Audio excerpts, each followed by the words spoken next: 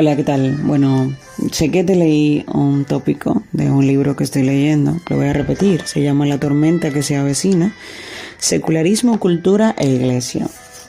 Voy a leer otro tópico de este libro, que para mí es súper interesante. Y el tópico es debemos protestar. Y dice así.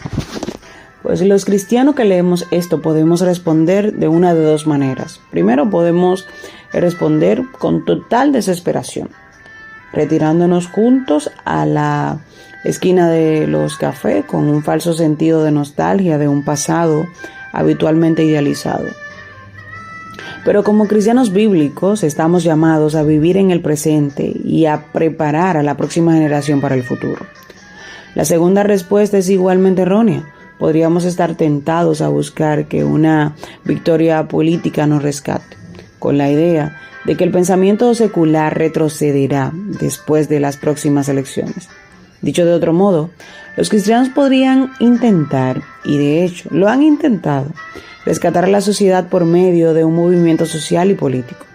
Si bien no debemos restar importancia a las elecciones ni minusvalorar la mayordomía responsable que los cristianos tienen con su voto, tampoco osamos creer que la victoria política asegura una paz definitiva y duradera. El rescate no vendrá de la simple política. No necesitamos un movimiento político, necesitamos una protesta teológica. El cristianismo verdadero y la verdadera predicación del Evangelio depende de un firme compromiso con la autoridad de las Escrituras.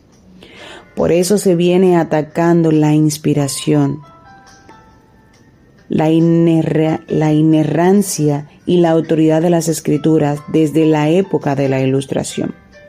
En la Ilustración, los filósofos modernistas como Descartes, Locke y Kant enfrentaron a la cultura occidental con una serie de preguntas que acabaron transformando el concepto de verdad en el pensamiento occidental.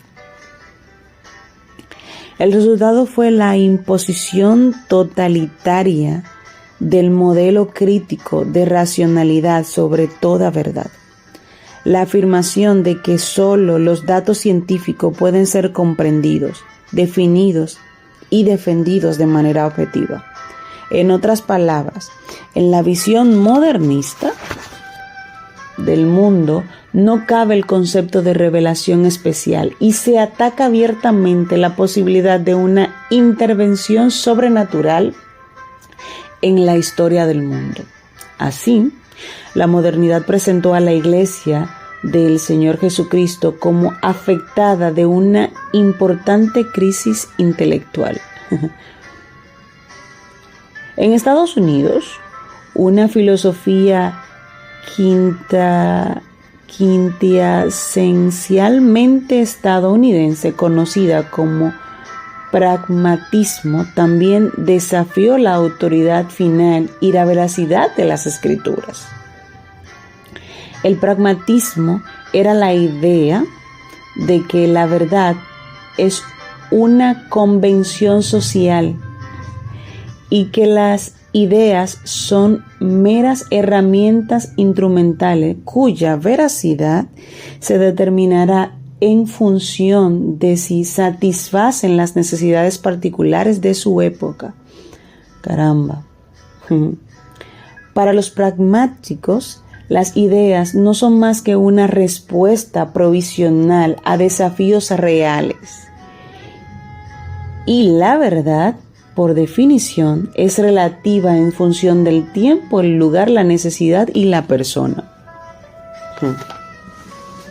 Como la mayoría sabemos, la modernidad ha dado paso a la posmodernidad, que es simplemente la modernidad en su apariencia más reciente, que no es más que la extensión lógica de la modernidad en un nuevo entorno. Al afirmar que todas las nociones de verdad son construcciones de la sociedad, los posmodernistas se enrolan en una guerra total contra la verdad misma. Esta es la consecuencia de la secularización que ha envenenado la civilización occidental. La secularización ha dado a luz a este momento posmoderno que ha llevado a un proyecto deconstruccionista empeñado en derribar toda autoridad religiosa o teológica. Los cristianos no debemos retroceder ni buscar nuestra salvación en una falsa esperanza. Debemos, con cada fibra de nuestra fuerza dada por Dios, con total dependencia del poder del Espíritu Santo, con cada gramo de convicción del que podamos hacer acopio en oración, con un coraje inquebrantable, protestar ante este momento secular. La única manera de escapar de las afirmaciones racionalistas del modernismo o del nihilismo hermenéutico del posmodernismo es la doctrina de la revelación, un regreso a la doctrina de la sola escritura. Los cristianos debemos recordar que la doctrina de la inspiración y la autoridad de las escrituras nos legaron los reformadores, pues podemos hallar confianza en la palabra de Dios a pesar de los problemas filosóficos y teológicos de esta época. Dios nos ha hablado de una manera razonable, en un lenguaje que podemos entender, y nos ha dado el don de la revelación, que es la revelación de Dios de sí mismo por gracia. La tormenta que se avecina sobre la civilización occidental, el secularismo que ha provocado un caos moral absoluto en lugares como Europa, ha cubierto el horizonte de una intensa y oscura sombra. Muchos han celebrado esta tormenta implacable, pero los cristianos nos encontramos en una situación particular. Podemos enfrentarnos a la cultura porque amamos de verdad a nuestro prójimo y por tanto trabajamos para la preservación de lo que es bueno y fiel. Leyes buenas que fomentan la dignidad humana y defienden la justicia y la rectitud. Pero al mismo tiempo no podemos reclamar una lealtad definitiva a ninguna cultura, sino al Señor Jesucristo. Los evangelios de hoy, como herederos teológicos de Martín Lutero, Juan Calvino y muchos otros, no podemos capitular ante las demandas de una revelación en la doctrina y la moral cristiana. La afirmación de la inspiración divina y la autoridad de la Biblia ha sido central en la fe evangélica desde el siglo XVI. Y la ha caracterizado como heredera de la fe cristiana por más de 2000 años.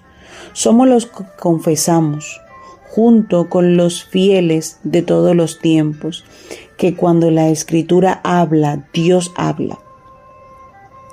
Solo la Escritura es autoridad definitiva para la vida y la doctrina.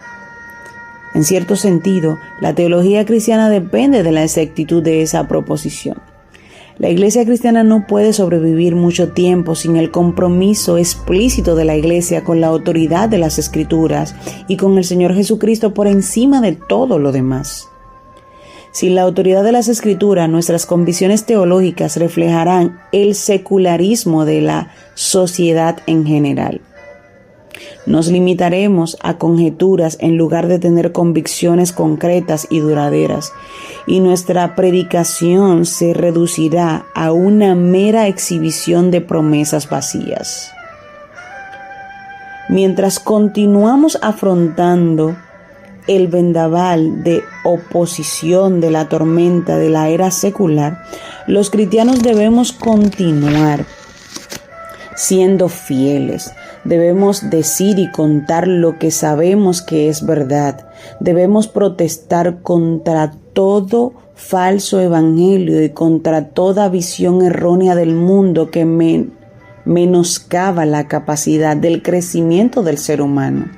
Debemos continuar aferrándonos a las convicciones teológicas centrales de la fe cristiana y a la primacia y autoridad de las Escrituras.